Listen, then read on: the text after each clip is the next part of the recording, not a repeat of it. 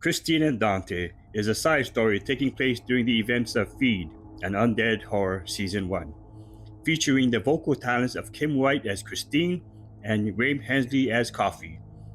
This podcast is enhanced by sound effects and ambient music to create an immersive atmosphere. Please enjoy. This is a work of fiction.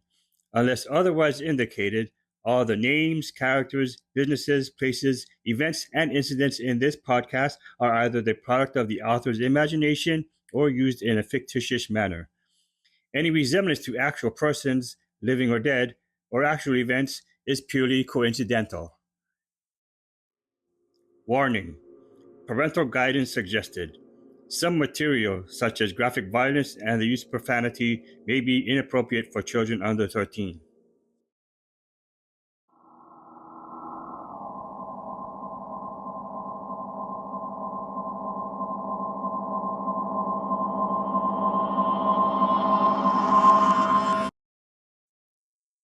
Chapter 3: Survivors.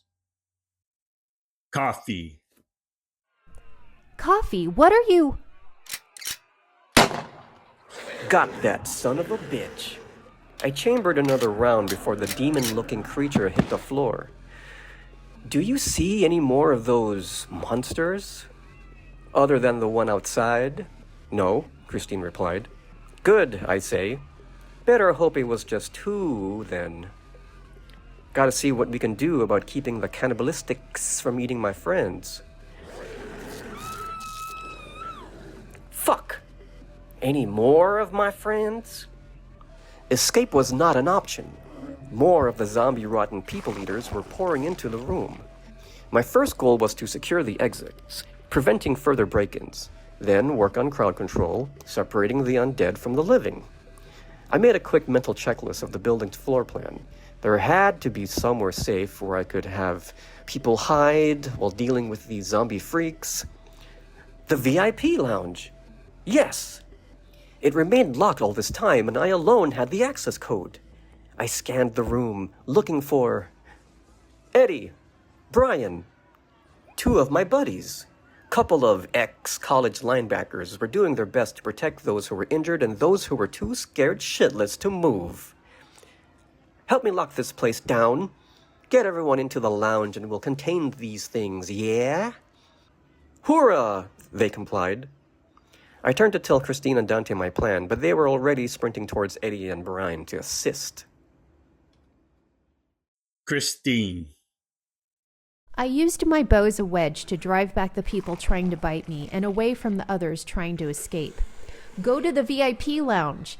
I directed them to where Koffey and two other guys held the entrance to the room. My brother catapulted over a table, kicking a zombie in the head in one smooth motion. He scooped up Brian's girlfriend Bella off the floor and ushered her towards the lounge. Those brave enough to fight helped where they could. Not surprisingly, all of our core group of friends were leading the defense and evacuation. Brian, Eddie, Vanessa, and Richard, myself included. Between Brian and Eddie, those two huge guys cleared the way for everyone. They picked up a table and basically bulldozed the zombies that got in their way. Vanessa is an amateur boxer and jiu-jitsu expert, her raven hair tied up in braids.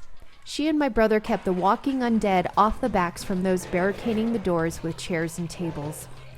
Richard and I were tasked with ensuring the safety of those trailing behind Eddie and Brian long enough to make it into the lounge. Richard isn't one for much physicality, but he's super awesome in math and physics. He did a quick survey of the room and kicked over chairs and tables with timed precision to hinder the zombies' advance. A trio of the undead got tangled up, and he grabbed a pitcher of beer and poured it all over them. "You're such a dick, Richard," I said. "I know," he smirked, pushing his glasses up the bridge of his nose with a middle finger. "That's why you love me." "Ugh, you wish." I knocked an arrow through the bowstring and sent it flying 30 yards towards Richard's face. The look of astonishment as the arrow whistled past inches from his cheek was priceless. He turned around in time to see a zombie directly behind him stagger backwards, the arrow embedded in its chest. "You no-scooped Steve," Richard exclaimed. "He's an even bigger asshole than I am." "You're welcome," I grunted in annoyance. I turned to see that almost everyone still alive had made it inside the lounge. Most of the zombies were dead, dying, or incapacitated in some way. What few stragglers were left were quickly taken care of by the remaining guests who stayed to fight. "How's it look outside?" Koffey asked. "Zero activity," Vanessa answered. "Wait, I see 2, maybe 3 people? They're just standing still. The visitors center looks pretty clear, though." "Better scope it out to make sure then," Koffey said. "No telling if this was an isolated incident or what." "Do you think other parts of the city were affected?" I asked. Koffey shrugged. I looked at Dante and appraised him of the situation. He nodded and flashed a thumbs up. "Okay, Dante and I will check it out." "Hold up," Koffey said. "I'm coming with. Vanessa, Brian, you're with us." "Bella!" Brian called out. "Where's my girl?" "She went in the lounge," I replied. Brian looked at Koffey. "I gotta be with her, man. Make sure she's all right." Koffey nodded and motioned for Eddie to join us. He held up his cell phone. "Everyone else, sit tight. I'm sure you're all aware by now that service is down. But there's a landline in the visitors center. We'll see if we can reach anyone with more information as to what the hell's going on." With that said, the 5 of us squeezed through the one side door that hadn't been heavily barricaded. With stealth being a priority, Dante, Vanessa, and I took point. If those figures turned out to be zombies, we'd have a better chance of taking them down silently. It would be better if we could sneak past and avoid them entirely, but Koffey wasn't going to risk it. Dante found a corner of the building where 2 walls connected and went airborne, bouncing off the sides to get to a higher vantage point. Just ahead were the 3 silent figures. My brother dropped down and made his way to the ledge right above them. He glanced over and gave us the confirmation that the 2 men and a woman were very much dead-like. We take them down simultaneously, then make our way and enter the visitors center. We did a thorough search of the area, finding it clear of any undead horrors. I picked up the phone on the desk and heard the dial tone. The phone worked, at least. I punched in 911 and it went straight to a busy signal. I tell Koffey and he says to keep trying. He grabs Eddie and says the 2 of them would go get the others waiting in the lounge. They were only gone for a couple minutes when I saw Vanessa point out the window. I followed her gaze and saw massive, angry storm clouds rolling in. A flash of lightning briefly lit the area, and I saw the small housing units of Crescent Hill at the bottom of the mountain. Just a mile away from it was the skate park. Oh no! I turned and saw Dante staring at me with a worried expression. "Riley!" he signed. Before I could stop him, my brother had rushed out the door. "Keep trying emergency services," I called out to Vanessa as I bolted after him. I reached Dante just as he pulled out his car keys and yanked the door open. I threw my archery gear in the back and slid into the passenger seat, barely buckled in as Dante accelerated out of the lot and down the road. Whoa! Whoa! Watch it! Ouch! My head hit the roof as my brother suddenly decided to go off-roading, taking the straightest path down the mountain. He narrowly avoided a few trees, but couldn't care less about bouncing over the rocks. Once we made it to flat ground, Dante stamped on the gas pedal and sped towards the skate park. "Car! Car!"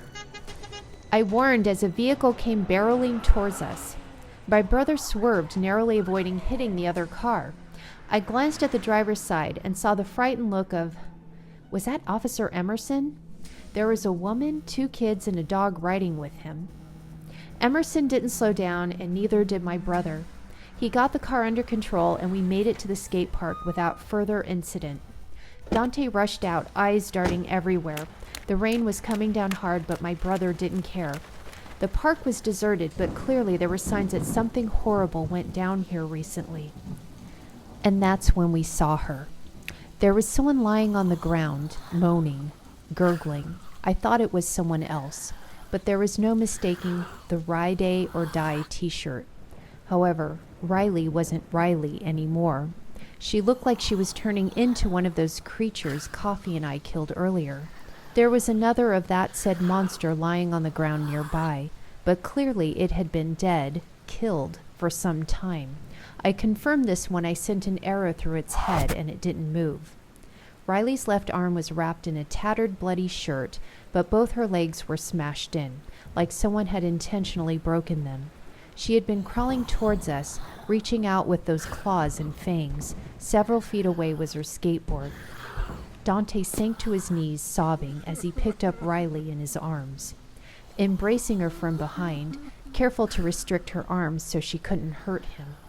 Riley's agitated growls gradually became less intense, and I saw her body go limp. Her jaw gone slack, eyes closed. The steady rise and fall of her chest told me she wasn't dead, just tired.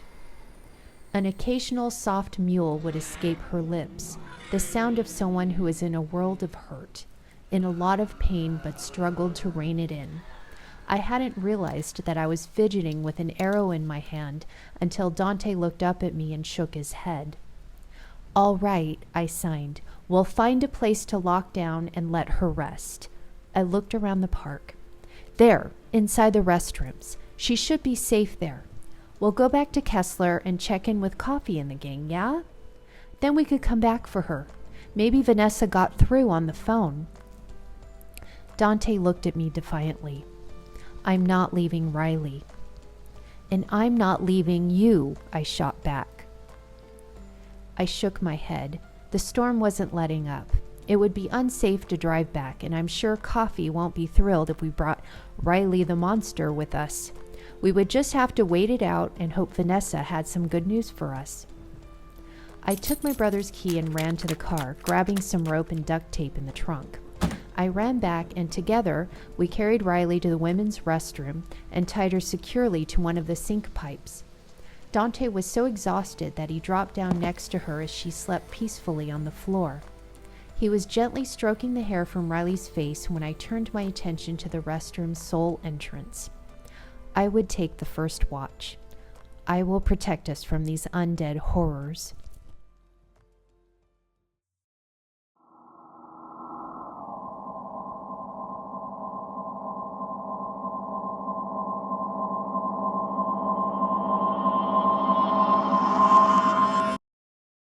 Thank you. You have been listening to Christine and Dante, a side story taking place during the events of Feed and Undead Horror Season 1, featuring the vocal talents of Kim White as Christine and Wayne Hensley as Koffey. Editing by Kim White. Sound engineering by Anthony Hahn. Until next time, stay safe, my friends.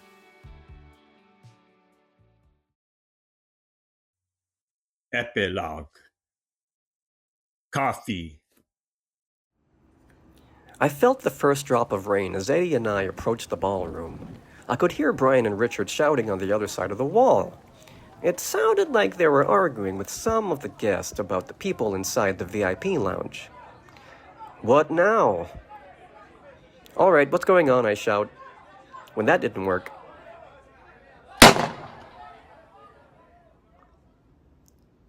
"What's all this then?" I repeat. "Koffey," Brian says.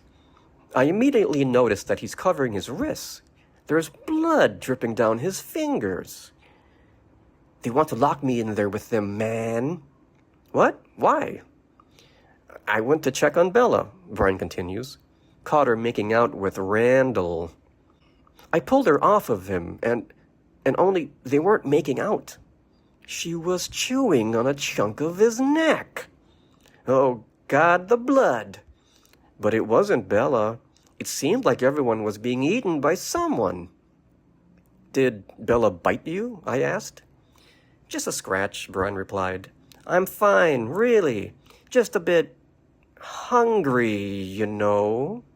"Well, eat then," I said. "There's still plenty of food at the buffet line.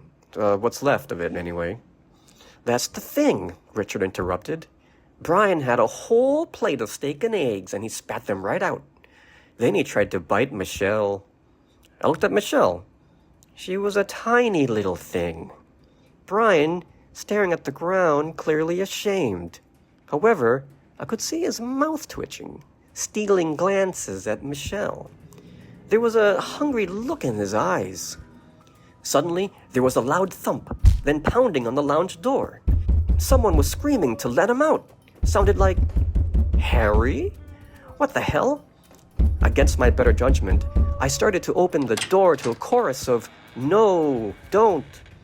Someone on the other side pushed and shoved the door into my face, cutting my lip.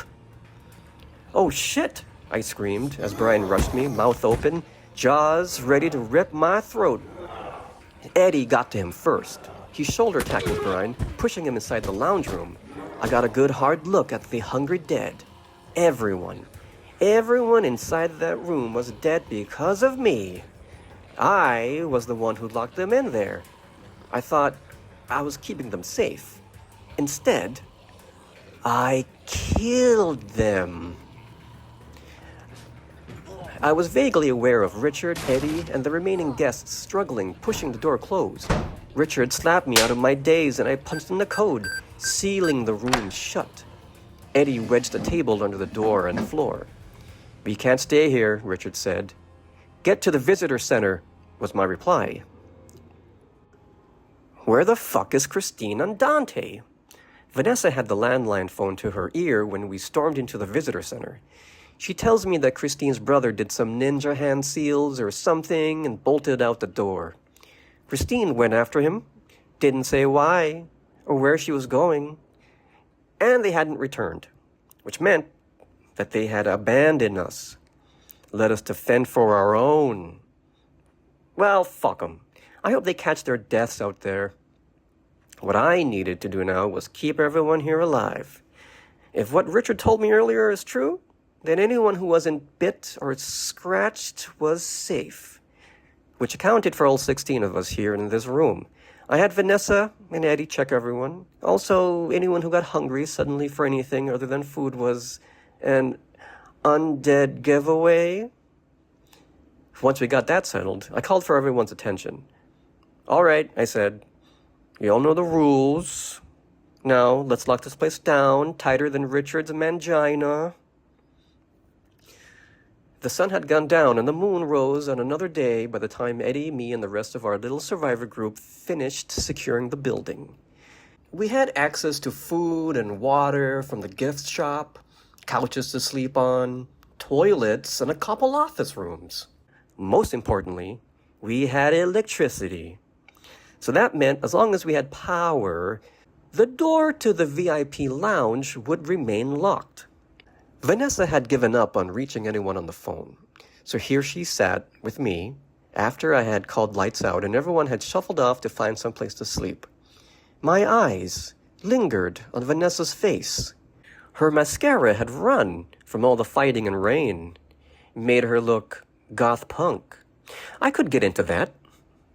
"Huh?" I said, as Vanessa snapped her fingers in my face. I said, "Did you hear that?" She pointed a finger in the air. "I don't hear anything." It sounded like gunshots. I perked my ears, but all I could hear was the sound of my own breathing. I hoisted my rifle and looked through the scope, scanning our surroundings in night vision. I didn't pick up any movement. It's probably nothing, I said. But just in case, better wake Eddie. We may need an extra set of eyes out. Vanessa nodded, and in a few moments she stepped out of one of the offices with Eddie. The big guy stumbled into the room, grumbling, but I held up a hand. I just spotted 5 shadowy figures walking towards the building from the eastern lawn. I steadied my rifle on his tripod and took aim. "Are they, you know," Vanessa whispered. "I don't think so," I replied, taking my eye off the scope. "Eddie, turn the light on, will ya? We're about to have some guests."